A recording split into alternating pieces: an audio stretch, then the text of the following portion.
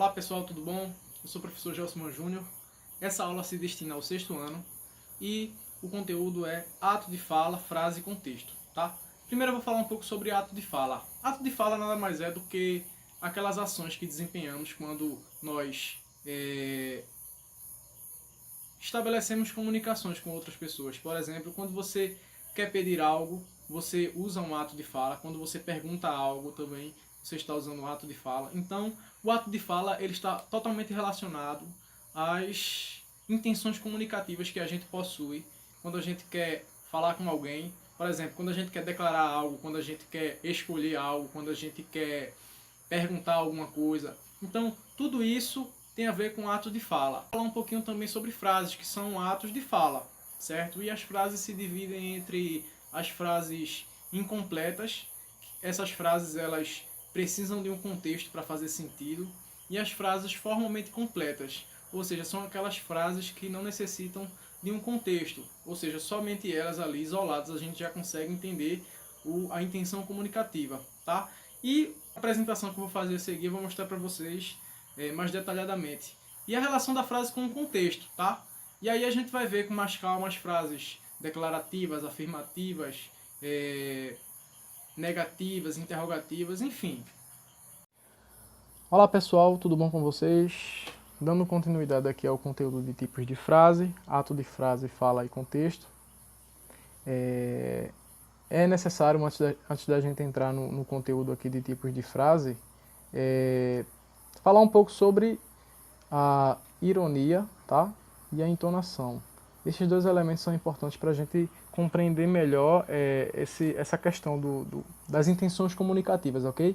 Então a entonação ela é um elemento muito importante para a fala, não para a escrita, porque ela dá uma possibilidade comunicativa, de intenção comunicativa de quem fala, tá? E a ironia também, ela tem a ver com a entonação. Muitas vezes, quando alguém fala com ironia, a entonação ela muda, não é? E aí ela é usada justamente para se dizer o contrário daquilo que se fala, né? Aqui tem um exemplo, vou dar um exemplo. Quando alguém fala a frase, por exemplo, que educação, não é? Que educação, olha a entonação. E aí tá, usada quando se vê alguém invadindo com seu carro a faixa de pedestres. Nesse caso, ela expressa exatamente o contrário do que aparentemente diz, perdão. E a gente só entende como ironia por conta da entonação de quem fala, não é? Então, observe que a entonação e a ironia elas fazem parte da língua falada.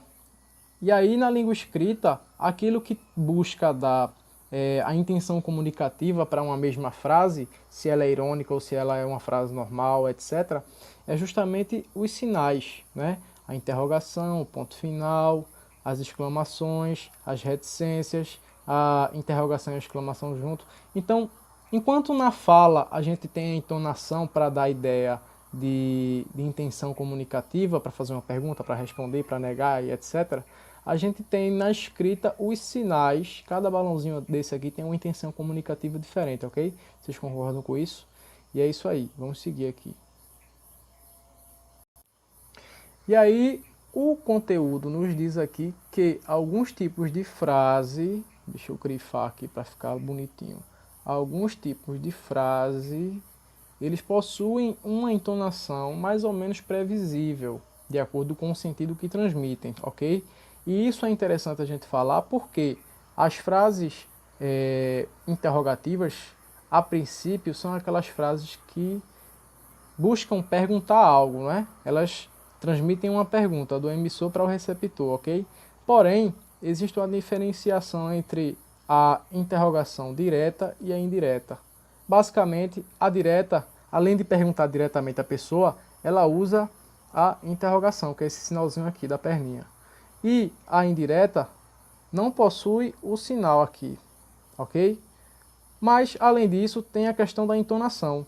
Enquanto a direta ela possui uma entonação, como é que eu posso dizer, crescente, né? A indireta ela possui uma entonação decrescente. Se você interpretar essas duas frases aí em casa, você vai ver que a entonação que você usa para uma não é a entonação que você usa para outra, ok? E aí vamos seguir aqui para a frase imperativa, tá? Quando eu falo imperativa, vem à cabeça o quê? O imperador, que é aquele cara que manda, que bota moral, aquele cara que fala, dá ordem, ou dá um conselho, ou faz um pedido, ok? Então essas frases, elas assumem essa característica comunicativa, que é a de dar uma ordem, tá? E ainda assim, tem uma característica que a gente consegue identificar quando a gente olha uma frase dessa, tá? Que é os verbos no imperativo, que é aquele modo verbal, como eu falei, que indica uma ordem. Faça, não faça, dê-me uma ajudinha, e assim vai. Todas essas três frases aqui, cadê? Todas essas três frases aqui, elas indicam um pedido ou uma ordem. No entanto, algumas indicam uma ordem negativa e outras uma ordem positiva ou afirmativa, como é o exemplo desse aqui, ó. Não faça isso. A pessoa está dando uma ordem para que não faça, tá? Então a gente pode concordar a partir disso aqui que essa frase aqui é uma frase imperativa negativa, porque ela nega, tá? Enquanto que essas outras duas aqui são frases afirmativas, né? Não, a gente não identifica o não nesse caso, tá? E aí, seguindo aqui, existem as frases também, além disso tudo, as frases exclamativas, que são as frases que elas buscam exteriorizar, expressar um estado afetivo, uma emoção, um sentimento. E nesse caso, sim, aqui no finalzinho tem a exclamaçãozinha, ó. Observe aqui, ó. Tá? Não é o tipo de frase que traz uma informação, que traz um fato. É um tipo de frase que busca expressar algo, propriamente dizendo, ok? E aí vamos passando aqui para as frases declarativas. Essa sim busca trazer uma informação, busca trazer um fato, tá? Por exemplo aqui, ó. Obrigaram o rapaz a sair. É uma frase declarativa, tá? Quando você declara alguma coisa, quando você fala alguma coisa que não envolva emoção, que não envolva sentimento, no caso, quando você traz uma informação, essa frase declara algo. Nesse caso, são as frases declarativas. Outra frase declarativa, quase que trava aqui. Outra frase declarativa. Ela não está em casa. No entanto, essa aqui tem um não, né? Cadê? Deixa eu limpar aqui para grifar direitinho. Ela não está em casa. No entanto, esse aqui tem o não. E esse não dá a ideia de negação. Então, é uma frase que traz uma informação, tá? É uma frase que traz uma informação, um fato, e ela nega, tá?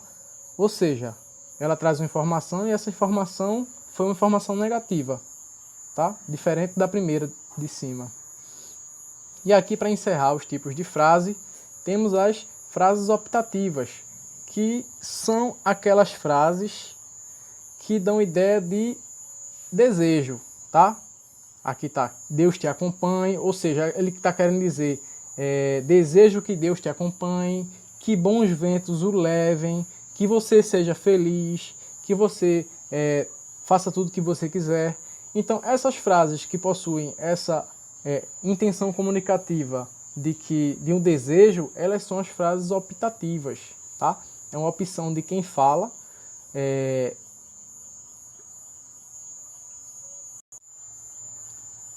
E aí, outra informação que eu gostaria de trazer para vocês aqui é sobre a construção das frases, ok? Por que é importante a gente saber a construção das frases? Porque a próxima aula ela vai falar sobre período, oração e período. E aí, basicamente, a diferença entre frase nominal e frase verbal é o que a gente precisa saber agora para se preparar para a aula que vem, tá? E basicamente uma frase nominal é aquela frase que possui um significado, possui um sentido, porém não possui um verbo, tá? Ela não possui verbo nenhum. Então a gente não pode considerar uma frase nominal uma oração, tá? Então a oração a gente pode considerar essa frase de baixo aqui por ser uma frase verbal. Então é isso que a gente vai estudar na próxima aula.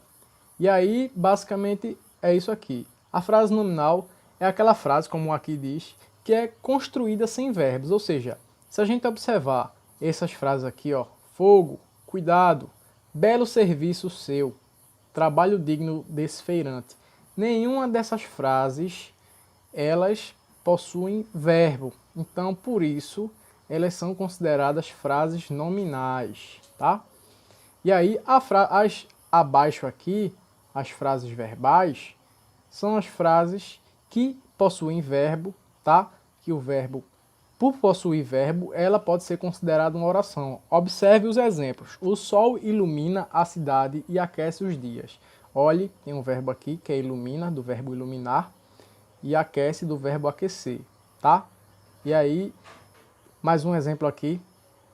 Os casais saíram para jantar. Olha aqui, ó, os casais saíram, verbo, para jantar.